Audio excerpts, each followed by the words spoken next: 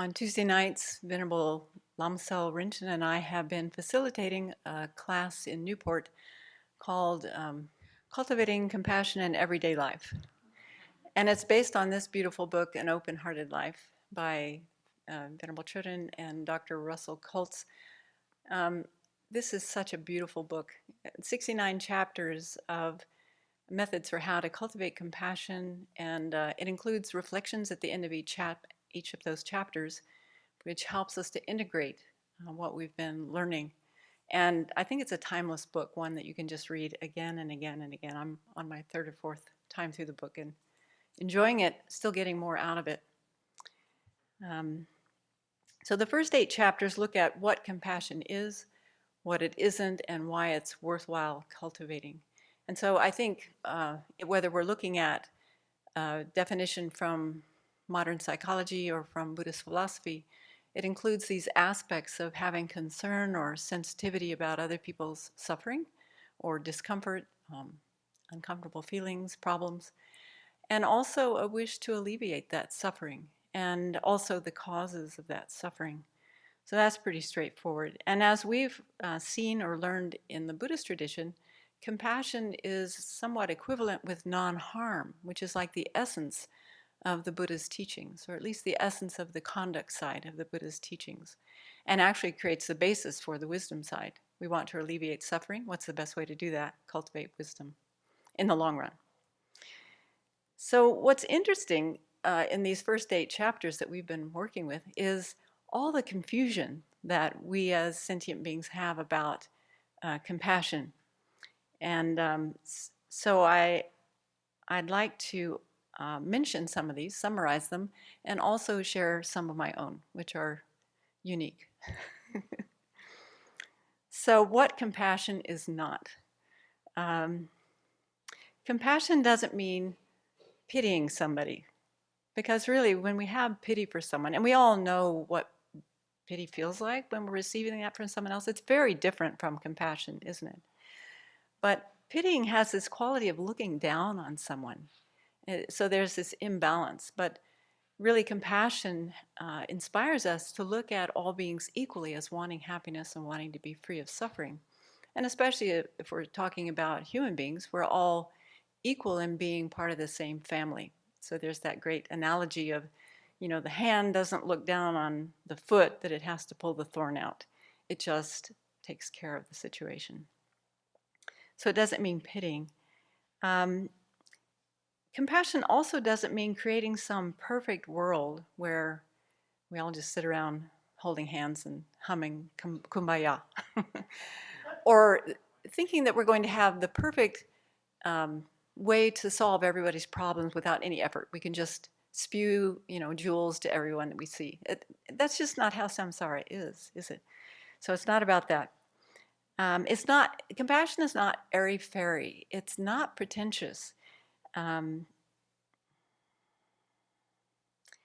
It doesn't mean that we have to be saccharine sweet all the time. And I think often people have that misconception that it means we're just going to be pleasantly smiling all the time.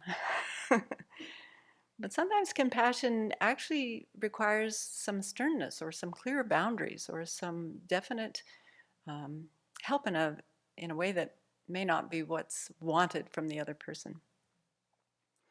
So compassion also doesn't mean being a people pleaser. I know we have some recovering people pleasers in the group, probably most of us. But people pleasing is not about compassion. That's more about wanting people to like us or wanting people to be nice to us or whatever the case may be. It also doesn't mean that we become Mr. or Mrs. Fix-It or Ms. Fix-It, interfering with people's lives in a way that they haven't intended, because that can very easily disempower people if we take over their lives for them instead of encouraging them to learn how to do that themselves.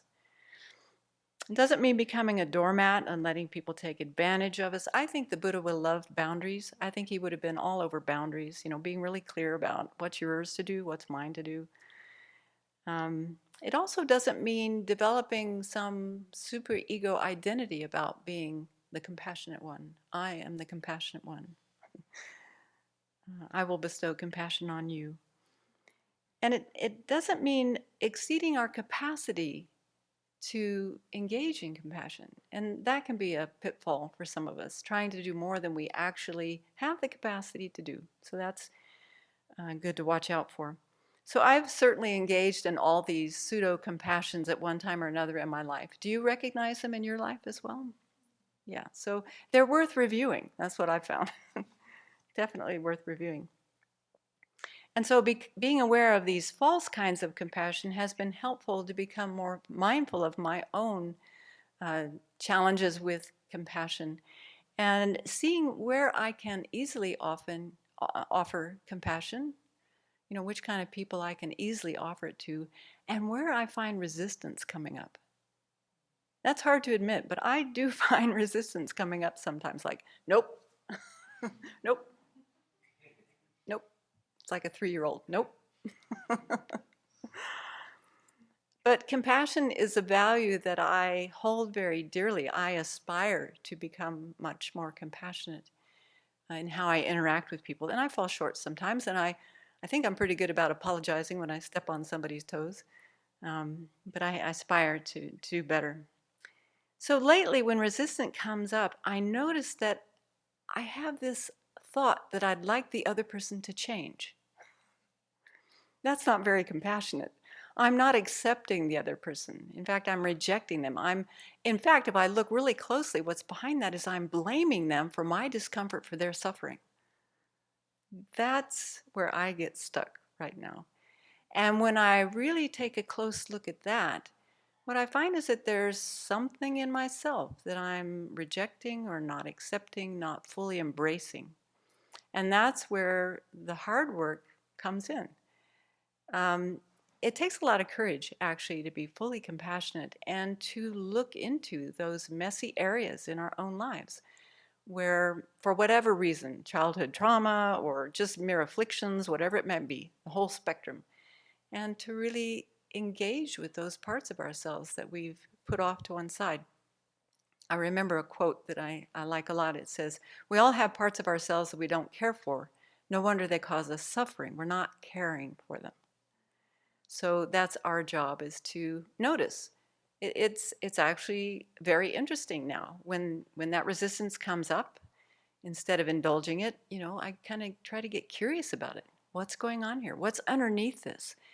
So it takes me inside for a bit of time. I might need to withdraw to really investigate what's going on. But it's so worthwhile because I trust now, from having some experience under my belt, that when I can embrace some disowned aspect of myself, it creates a space, it creates a freedom, it creates more relaxation in my mind.